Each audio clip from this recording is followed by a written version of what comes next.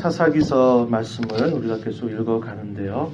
사사기 3장 7절 말씀으로부터 길게 16장까지 내용은 계속적인 반복적인 역사를 거듭 이야기해주고 있는데, 이스라엘 백성들이 하나님을 섬기는 일들에서 결국 멀어지게 됨에 따라 하나님은 그 백성들을 이방의 그 가나안에 있는 그 족속들을 통해서 이스라엘 백성들로 하여금 징계를 받게 합니다. 괴롭힘을 당하게 하고, 그런 과정에서 이스라엘 백성들이 이제 하나님을 향하여 부르짖게 되면 하나님이 사사를 세워서 그 사사로 하여금 그 민족의 위기로부터 건져내시고, 그 사사가 있는 동안에 평안의 때를 이렇게 살게 하시는 겁니다. 또 그러다가 또 다시 하나님을 잊어버리는, 그래서 계속적인 이런 악순환이 반복되는 그런 역사들을 쭉 소개해 주고 있는데요. 오늘 우리가 읽은 이 4장의 내용에서는 여인들이 등장합니다. 두 여인이 등장하는데요.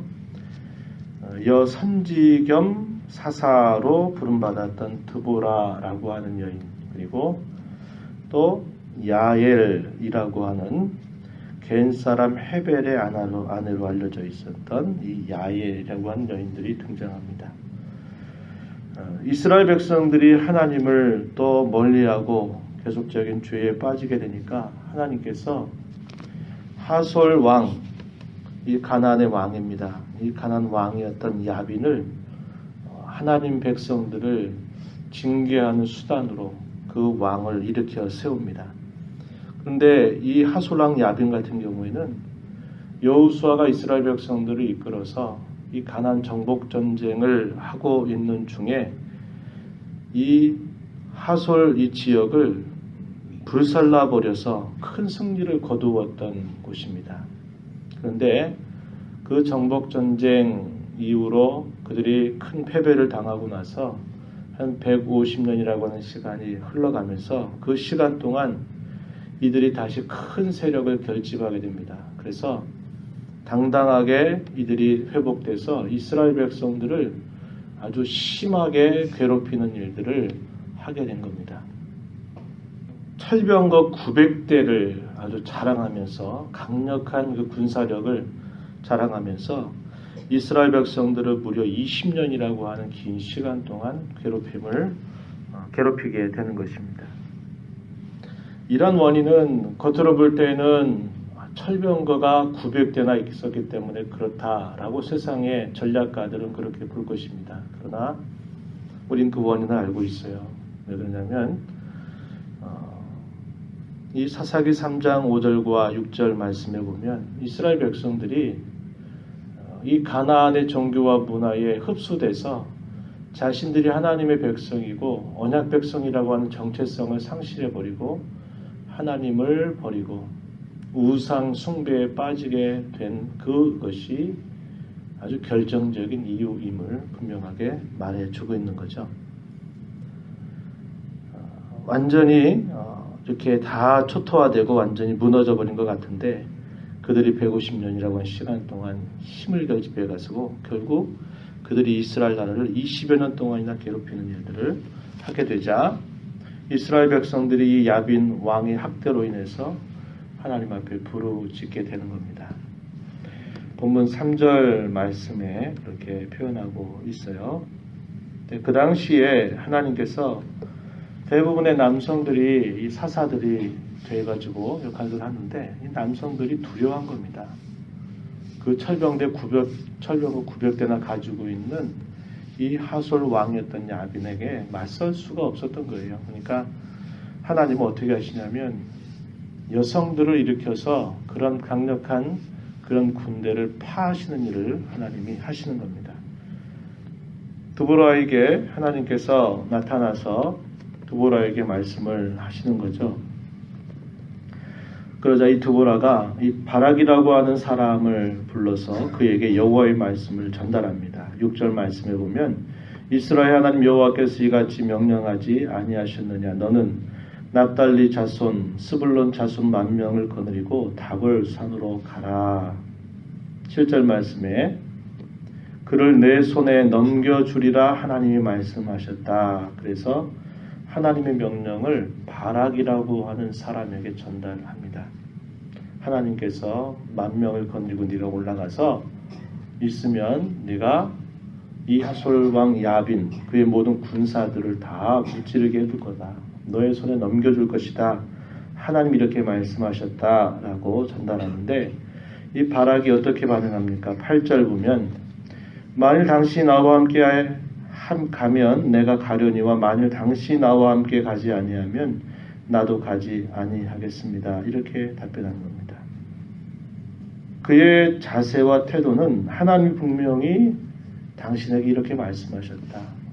승리케 하신다고 말씀하셨으니 그렇게 알고 가라 이야기하는데 이 바락은 두려워하는 겁니다. 주저하고 있는 거예요.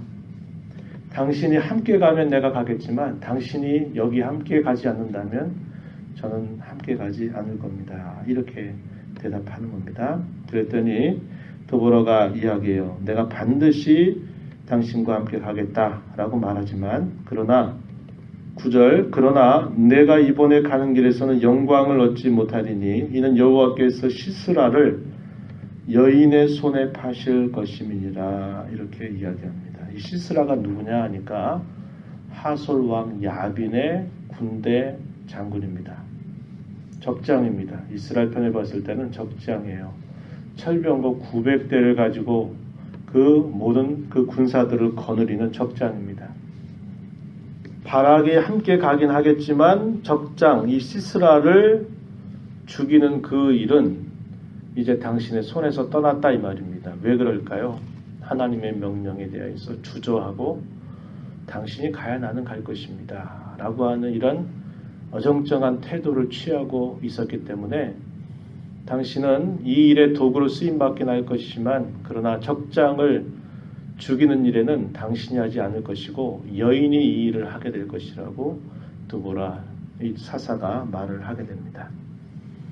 자, 그래서 그의 명령에 따라서 이제 10,000명의 군사를 거느리고 다볼산으로 올라갔다 하는 소식이 이제 시스라에게 이 소식이 전달이 되는 거죠. 그때 누가 이 역할을 하게 되냐면 사람들이 그것을 알리게 되는데 그때 이 시스라의 그런 나라와 함께 화친 조약을 맺었던 그런 족속이 있었는데 11절에 보면 모세의 장인 호밥의 자손 중에 겐 사람 헤벨이 자기 족속을 떠나서 이 게데스 가까운 사나님 상수나무 곁에 이르러 장막을 쳤다 이렇게 소개해 줍니다. 그래서 화친을 맺고 있는 그런 상황이었다는 거죠. 실제로 모세의 장인들은 어떻게 했냐면 이스라엘 족속들과 함께 거주했었습니다. 그런데 그 거주지를 떠나서 다른 곳에 옮겨 살면서 이들은 자신들보다 강한 그런 족속들과 더불어서 굳이 전쟁하는 것이 좋지 않겠다 생각하고는 동맹관계를 맺은 거죠.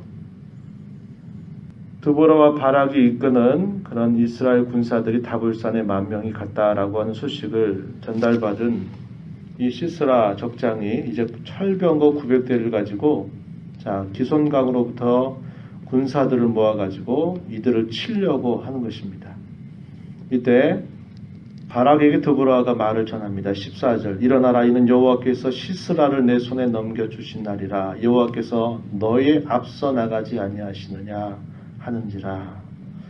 여호와께서 앞서 행하신다. 이 표현 많이 여러분 확인했죠. 출애굽기 역사부터 그들이 가나안 땅을 정복해 가는 과정에서 내가 너희의 앞서 행할 것이다 라고 하는 그 표현입니다. 하나님께서 친히 이 전쟁을 이끄실 것이다. 이 전쟁에서 하나님 친히 싸우실 것이다 라고 하는 표현을 이렇게 말하고 있는 겁니다. 자, 그 전쟁 속에서 어떻게 됐을까요? 큰 승리를 거두게 되면서 이 시스라의 군사들 한 사람도 남음이 없이 다 죽임을 당하게 되는 그런 전쟁의 승리가 이스라엘에게 주어집니다. 그때 적장이었던 시스라가 도망을 하는데 화친 조약을 맺었던 이 헤벨에 있는 장막으로 도망쳐 온 겁니다. 헤벨의 아내가 누구냐면 야엘이라고 하는 여인이었어요. 자, 야엘은 지켜봤을 겁니다. 그 많은 군사와 용맹스러움을 자랑했던 이 적장이 이제 도망쳐서 여기까지 온 걸 보고 판단했을 거예요. 이 사람하고 함께 하는 것이 자기에게 도움이 되지 않겠다 하는 것을 생각했을 겁니다. 겉으로는 이 사람을 시종 들듯이 말하면서 쉬라고 이야기합니다. 그리고 이 사람이 깊이 잠들었을 때 어떻게 했다고 말하냐면 21절 가서 보니까 그가 깊이 잠드니 헤벨의 아내 야일이 장막 말뚝을 가지고 손에 방망이를 들고 그에게로 가만히 가서 말뚝을 그의 관자놀이에 박았다. 그래서 죽었다 이렇게 표현되어 있죠. 자, 바락이 시스라를 추격할 때에 이제 이 야엘이 거주하는 쪽에 추격해 오는 것을 보고는 그 사람에게 가서 자 22절 오라 내가 찾는 그 사람을 내가 내게 보이리라 그러면서 적장을 죽인 그것을 이 바락에게 보여주게 되는 겁니다. 그래서 이 말씀대로 아까 드보라 선지자가 이야기했던 것처럼 적장을 죽이는 일은 바락이 한 게 아니었어요. 누가 합니까? 엉뚱한 사람이 한 거죠. 야엘이라고 한 여인이 이 적장을 죽이게 되는 영광을 그가 받게 된 겁니다. 우리가 여호수아서 2장의 말씀을 읽을 때 이스라엘 백성들이 여리고성에 정탐꾼으로 들어오게 될 때 그들을 도왔던 인물이 누구였습니까? 그렇죠. 라비라고 한 여인이었죠. 그 라비라고 한 여인이 여리고 백성들이 볼 때는 반역자입니다. 그렇죠. 그러나 그는 하나님을 두려워했습니다. 이스라엘 백성들과 함께 하시는 그 하나님의 전능하심과 그분의 능력을 두려워해서 목숨을 걸고 그들을 지켜주었어요. 그래서 마침내 그의 모든 가족들이 이 이스라엘 백성들과 편입되는 귀한 영광을 누리게 됐고 마침내 그는 훗날에 이 메시아의 족보에 이름이 기록되는 그런 영광을 얻었던 여인입니다. 그렇죠? 야일이라고 한 여인도 뭘 받겠어요? 여기 이렇게 우리가 이들과 함께 했다가는 안 되겠다. 이스라엘 백성들과 함께 해야 되겠다는 마음을 갖고 큰 용기를 발해서 이 적장을 죽인 것입니다. 그런 어떤 모습을 우리가 보게 되죠. 이렇게 큰 패전을 당했던 이 하솔왕 야비는 마침내 세력이 계속적으로 약해지게 되면서 마침내 이스라엘 나라에 의해서 전멸당하게 된 그런 사실이 마지막 절에 표현되고 있는 것을 우리가 보게 되죠. 오늘 저와 여러분이 이 새벽 시간에 이 말씀을 읽으면서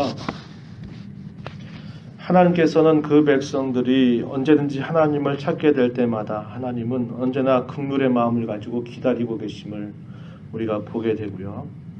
하나님은 항상 그와 함께 하시는 전쟁 속에서 앞서 행하시고 대적자들을 다 정벌하시는 일들을 행하시는 분이다라는 것을 다시 한번 확인하게 되는 겁니다. 그러한 하나님께서 그것을 약속하시면서 우리에게 무엇인가를 명령할 때 우리는 주저하는 자세를 가지면 안 된다 이 말이죠. 하나님이 함께 하시지 않으면서 너 혼자 나가서 해봐라. 이길지 질지 모르지만 목숨 걸고 용맹스럽게 한번 싸워봐라. 이렇게 하나님 하신 적 한 번도 없어요. 하나님은 우리에게 무엇인가를 명령하실 때는 하나님이 이 모든 것들을 다 예비하시고 준비하시면서 하라고 명령하시는 겁니다. 그러나 그것이 우리 사람 편에서 볼 때는 상황이 안 될 것처럼 보이고 이랬다가는 뭐가 우리 계획대로 되지 않을 것처럼 다 보일지라도 하나님 그 상황은 이미 조성하고 계시고 앞서서 그런 일들을 다 행하면서 준비하고 계시다고 하는 것을 우리가 보게 되죠.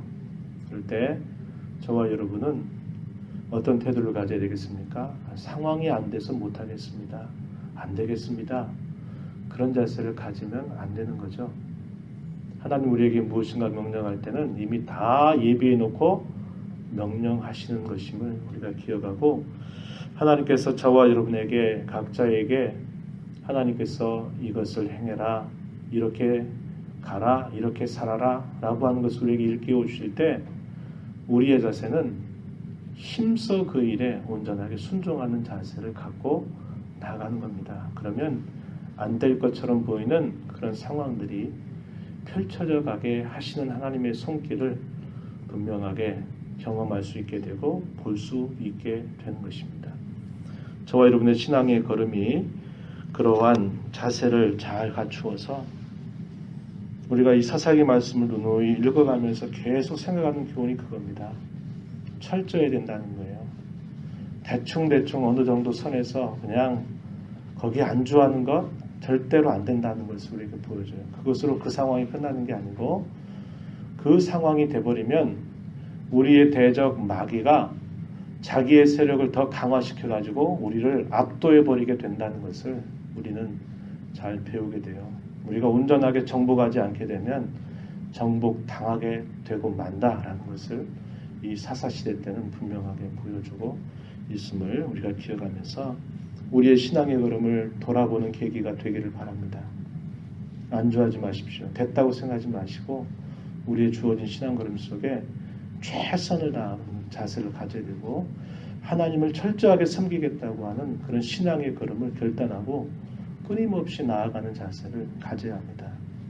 이것만이 진정한 승리의 길이고 이것만이 진정으로 성도답게 사는 길임을 잘 기억하면서 주께서 여러분 각자에게 우리 각자에게 원하시는 주님의 뜻에 대해서 온전한 순종으로 살아가는 우리 모두가 되기를 진심으로 바랍니다. 하나님 아버지 감사합니다. 이 새벽 시간도 저희들을 주께로 인도하여 주셔서 하나님의 귀한 말씀을 다시 한번 저희들로 읽게 하시고 듣게 하시고 또 그 교훈을 저희 가운데 생각하게 하심을 감사합니다. 정복하지 않는 한 저희들이 정복당하게 되고 만다고 하는 것을 우리가 알게 되고 우리의 순종이 어정쩡한 선에서 머물러 있게 되는 한 그것은 그 상태로 머물러 있음이 아니라 결국 우리를 괴롭히는 큰 모습으로 우리에게 맞서 다가오게 됨을 저희들이 보게 됩니다. 하나님께서 저희들을 사랑하셔서 우리의 구원이 되시고 우리의 진정한 복의 근원이 되심을 저희가 언제나 기억하고 하나님 외에 다른 것에 우리의 눈과 마음을 돌리는 것이 결국 우리에게 아무런 유익이 되지 못함을 잘 깨닫고 어찌하든지 우리의 살아가는 이 생애 속에서 하나님을 사랑하고 하나님만 섬기고 하나님만 신뢰하고 바라보는 저희들의 신앙의 걸음이 되게 하시고 저희 각자가 걸어가는 신앙의 걸음 속에 하나님이 우리에게 무엇인가를 명령하고 우리의 마음을 부추기실 때 주저하지 않게 하시고 순종의 걸음으로 나아가는 저희 모두가 되게 하여 주옵소서. 은혜의 보좌 앞에 나와서 간곡하게 주 앞에 간구하는 모든 심령들을 용납하시고 예배하신 은혜로 충만하게 하여 주시옵소서. 예수님의 귀하신 이름으로 기도드리옵나이다. 아멘.